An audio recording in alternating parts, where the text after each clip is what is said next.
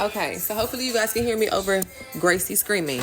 I got some cranberries, strawberries, blueberries, this pan, and some plain Greek yogurt. So what I'm gonna do is put it in here, make a snack. I'm gonna put it in the freezer for my kids to have. Okay, so let's do this. Greek yogurt. Open it up.